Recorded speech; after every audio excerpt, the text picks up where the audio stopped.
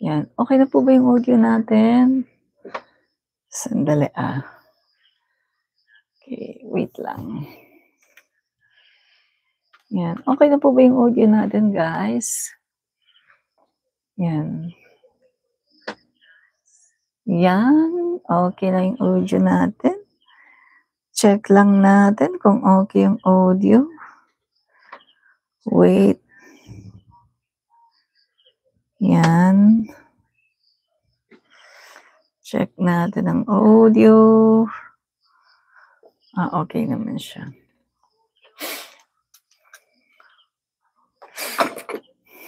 Okay naman ang audio natin.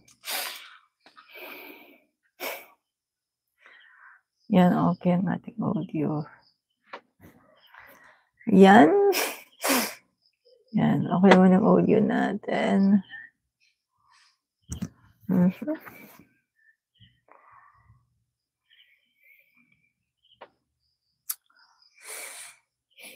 Dali,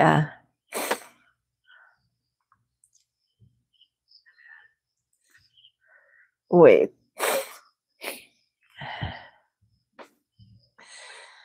Wait.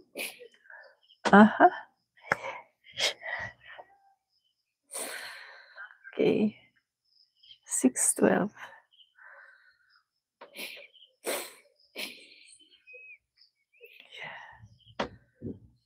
Okay.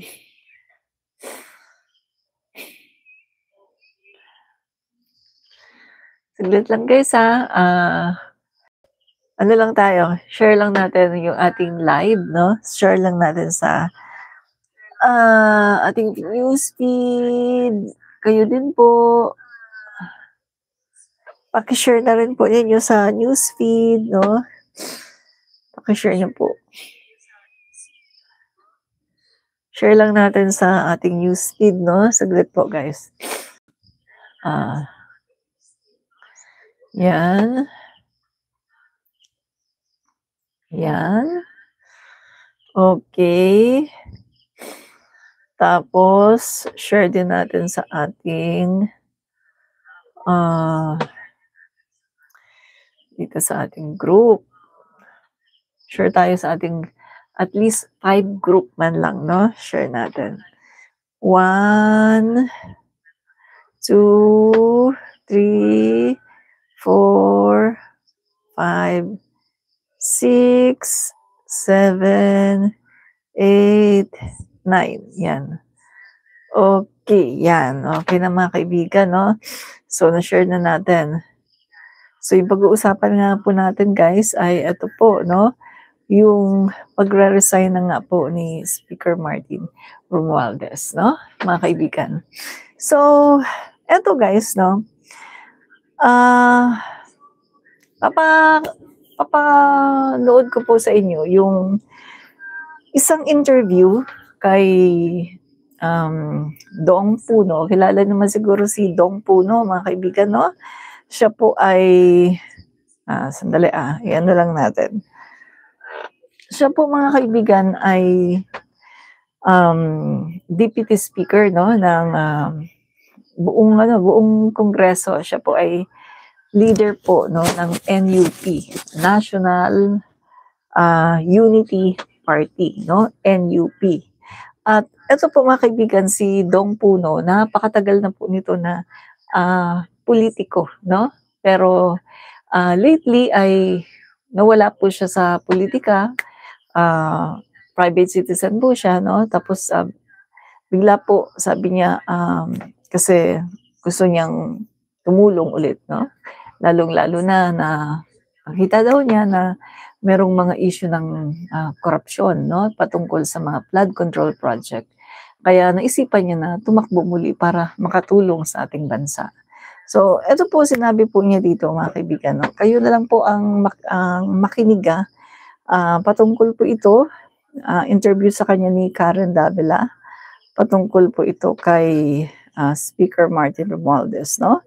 Yun po sa pagre-resign po ni Speaker Martin Romualdez. Yan, so papanood ko po sa inyo, guys, no? Okay. The reason for his stepping aside is precisely because he wants to address and face all of this. Okay, so I think I'm not painting anyone as a victim here. I was just addressing that issue in terms of propaganda. No? I mean that when he is attacked, he doesn't always answer. So that is why he doesn't always answer. So that is why he gets blamed for some things that are really not his fault. Now, as to the things that are his fault, I guess that is why he is stepping aside now and not just going on leave so that he can face it. No, and I think it's good that he will face it. All of these things. But why won't the insertions in the 2025 budget, why won't it be his fault? I mean, doesn't the buck stop with the leader? I think ano nang tinuturo natin, sir? Well, here's the process of budget. As I explained earlier, the House version did not have the insertions. It went to the Senate. The Senate and the Congress had a bicameral committee. The bicameral committee was composed of many representatives. Then they decided to make it a small committee. The small committee was 4 people. Okay, Senate President Chis Escudero, Speaker Romualdez, Senator Grace Poe, and Congressman Saldico. That was the small committee. The small committee went into their meetings. This is where the insertions were put in, by the way. No. So nandun po siya. No, the speaker did not attend those meetings. Senator Grace Poe was not allowed to attend most of those meetings. It ended up Saldico and Senate President Escudero were the ones that actually penciled in whatever needed to be penciled in at the end. And if currently, if you look at the budget, there are 20,000 DPWH projects, 20,000. So, it takes a lot of, real painstaking work to do it. But it was the two that actually finalized those things. And that is what I'm saying, did not come to light until just recently. This is the situation everybody knew was the case as early as January. So now, Congressman, is it right to say that Zaldico and are you saying Chis Escudero are frankly to blame for the 2025 budget? Yes. Because then the version that they sent back to the House already included all the insertions. So, ayan mga kaibigan, no? Yung small committee, mga kaibigan, ay 2 na lang ang nag-usap. Supposed to be, dapat nandun si Speaker Martin, si Grace Poe, si Saldico, si Chis Escudero, pero si Speaker Martin wala po. Si Grace Poe, hindi siya allowed din na umattend, hindi siya pinapunta, at ang pumunta lang ay si Chis Escudero at saka si Saldico. Kaya yun po sinasabi ni Representative Puno, kung titingnan natin, ang merong kasalanan patungkol doon sa mga insertions ay si Chis Escudero at saka si Saldico. Hindi si Speaker Martin. No?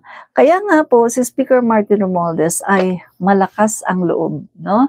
Malakas ang kanyang loob para harapin ang lahat ng ito dahil hindi po siya guilty. Alam po niya na wala siyang kasalanan.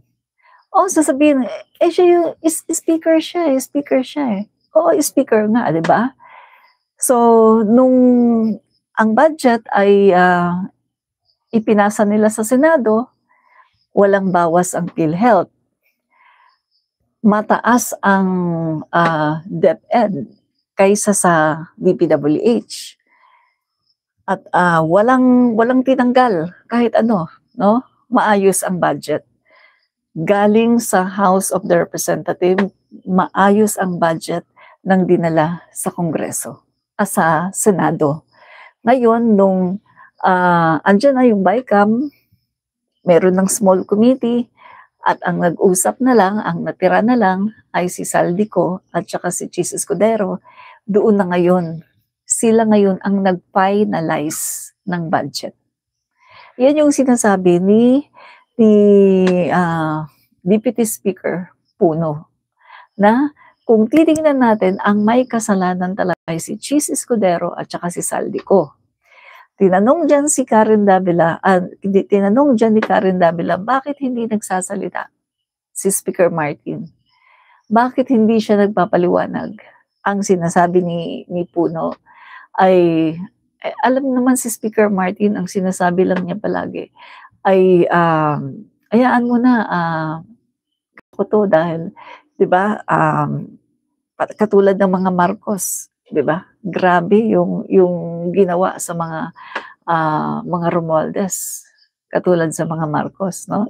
Sa mga nagdaang panahon, no? Cory Aquino. Tinris yung kanilang mga kayamanan, kinuha, no? Yung kanilang mga kayamanan at lately lang pinapabalik ng Sandigang Bayan ang kayamanan ni Benjamin Romualdez, yung tatay ni Speaker Martin, no? So, ang palagi daw sinasabi ni Speaker Martin, hayaan mo na, kaya ko 'to dahil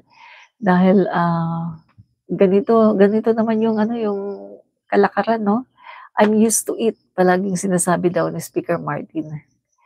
At alam naman natin na si Speaker Martin hindi siya hindi siya combative, no? Hindi siya yung 'pag may intriga pagtatanggol ang sarili niya. 'Pag may intriga ay lalaban. Hindi siya gano'n, hindi siya combative.